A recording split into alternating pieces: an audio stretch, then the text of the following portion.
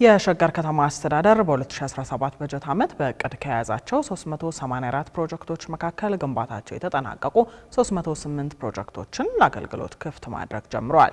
ከፕሮጀክቶቹ መካከልም ከ1.5 ቢሊዮን ብር በላይ ወጪ በ8 ክፍለ ከተሞች ውስጥ የተገነቡ በዝቅተኛ የኑሮ ደረጃ የሚገኙ የህብረተሰብ ክፍሎችን ተጠቃሚ ያደረጉ የመኖሪያ ቤቶች ይገኙበታል ተብሏል። ከተማ አስተዳደሩ በሰበታ ክላስተር የሚገኙ ፕሮጀክቶችን በመጀመሪያው ምዕራፍ ማስመረቅ ጀምሯል። በምረቃው ላይ የተገኘው ሪፖርተራችን ጌታውን አንጭሶ ዝርዝር ዘገባ አዘጋጅቷል። የሸገር ከተማ አስተዳደር በ2017 የበጀት ዘመን ላከናወናቸው ፕሮጀክቶች ከ17 ቢሊዮን ብር በላይ ወጪ የተደረገባቸው መሆኑን ያስታወቁት የሸገር ከተማ ከንቲባ ተሾመ አዱኛ በሰበታ ክላስተር ስር የሚገኙ የትምህርት፣ የጤና፣ የመንገድ እንዲሁም በዝቅተኛ የኑሮ ደረጃ የሚገኙ የህብረተሰብ ክፍሎችን ተጠቃሚ ያደረጉ የመኖሪያ ቤቶች በይፋ መመረቃቸውን አስታውቀዋል። 270 አባወራዎችን በዝቅተኛ ክፍያ የመኖሪያ ቤት ተጠቃሚ እንዲሆኑ ያደረጉ ባለ 4 ወለል ህንፃዎች በ8 ክፍለ ከተሞች ውስጥ ከ1.5 ቢሊዮን ብር በላይ ወጪ ተገንብተው ለአገልግሎት ዝግጁ መሆናቸውንም ከንቲባው ተናግረዋል። በሸገር ደረጃ እንደ እቅድ የያዝናቸው ወደ 384 ፕሮጀክት ነው በዚህ ዓመት እንሰራለን ያለው። ከዛ ውስጥ ውጤታማ የሆኑ ስራዎች ሰርተን 308 ፕሮጀክትን ጨርሰን ወደ ስራ አስገብተናቸዋል። እነዚህ ፕሮጀክቶች የሚገርመው በከተማችን ደረጃ የማህበረሰቦችን ችግር ሊፈቱ የሚችሉ በጣም ትላልቅ ፕሮጀክቶች ናቸው። ለምሳሌ አንደኛውን ባነሳለ ሎ ኮስት ሃውሲንግ ምናልባት በጣም አቅመ ደካማ ለሆኑ ሰዎች የሰራናቸው የቤት አቅርቦት ነው። ይሄ ፕሮጀክት በ8 ክፍለ ከተማ ነው የሰራ ነው። 8ቱም ክፍለ ከተማ ሰርተን ጨርሰናል። ይህ ፕሮጀክት ከ1.5 ቢሊዮን ብር በላይ የወጣበት ነው። ሆስፒታሎች አሉን፣ ትላልቅ መንገድ አለን፣ ግራንድ ሸገር ሮድ የምንለው መንገዶች አሉን። ከዛም ባለፈ የውሃ አቅርቦት አለን። ስፖርት አካዳሚዎች አሉን። ሱሉልታ ላይ ስቴዲየም ጨርሰናል። ገፈርሳ ጉጄ ላይ ዩዝ አካዳሚ አለን። በአጠቃላይ ለነዚህ ፕሮጀክቶች አሁን ያለቁትን ከ17.5 ቢሊዮን ብር በላይ ነው ያወጣ ነው። በሸገር ደረጃ በፕሮጀክት ስምምነት ወደ ስራ ያስገባናቸው ከ40 ቢሊዮን ብር በላይ ናቸው።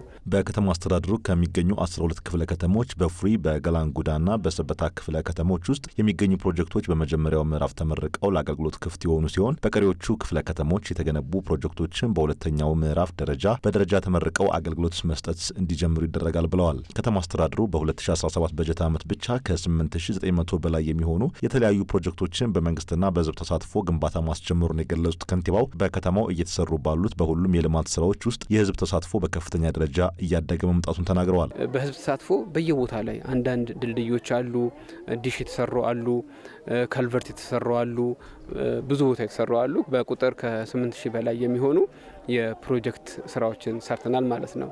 ይሄ የሚያሳየው ምን ያህል በማህበረሰብ ደረጃ ተሳትፎ ብዙ እንደሆነ ብዙዎቻችን አናውቅም እንጂ የህዝብ ተሳትፎ ነው ፈጣን ለውጥ ለማምጣት የራሱን ሚና የሚጫወተው።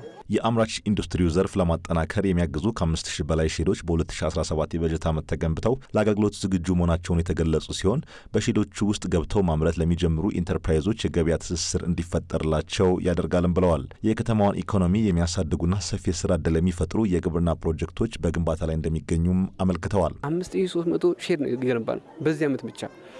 ባለፈው ዓመት ወደ 3-4 ሺህ ገነባ ናቸው አለ። በሚቀጥለው ዓመት ይህንን በጥራትና በውጤታማነት እንዲጠናከሩ እናደርጋለን። የገበያ ትስስሩን እናጠናክራለን። ሌላ ደግሞ በጣም መስራት የፈለንባቸው ስራዎች ምንድን ነው? ብዙውን ጊዜ ኢኮኖሚውን ውጤታማ የሚያደርጉት የማኒፋክቸሪንግ ሴክተር መጠናከር አለበት። አሁን ባለፉት 2 ዓመታት ግብርናውን በደንብ ሰርተነዋል። ከብት ማደለብ ላይ፣ የዶሮ ማርባት ላይ፣ ማር ላይ ብዙ ነገር ሰርተናል። ግን ይሄ ነገር ምን ይፈልጋል? ፕሮሰስ የሚያደርገው ኢንዱስትሪ ይፈልጋል፣ ማኒፋክቸሪንግ ይፈልጋል። እዛ ላይ ለምሳሌ ወደ ሰበታ አካባቢ አግሪካልቸራል ፓርክ ብለን በብዙ ቢሊዮን ብር መድበን ከ40 ሄክታር በላይ ፕሮጀክት አዲስ እየሰራን ያለ ነው። ይህም ብቻ አይደለም። ኩራጅዳ ላይ ኤክሰለንት ሴንተር ብለን አሁን አብዛኞቹ በኮሚኒቲ የሰሩ ናቸው ስራዎቹ፣ ግን እኛ በከተማ ለምን አንሰራም ብለን ኤክሰለንት ሴንተር አግሪካልቸራል ኢንሴንቲቭ ይሰራን ነው።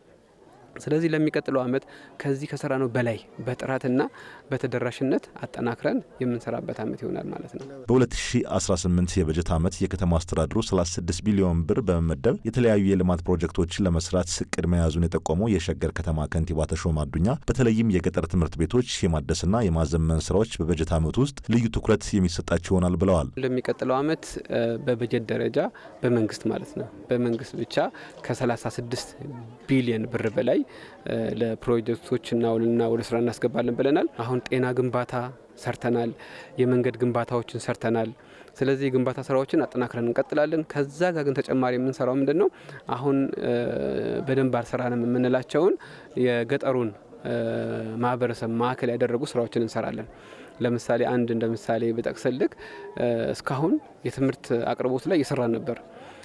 የሰራናቸው ስራዎች ጥሩ ሆኖ እያሉ አሁንም ቢሆን የግንባታ የትምህርት ቤት ግንባታዎችን ካየክ አንዳንድ በጭቃ የተገነቡ ትምህርት ቤቶች አሉ በገጠሩ ማለት ነው።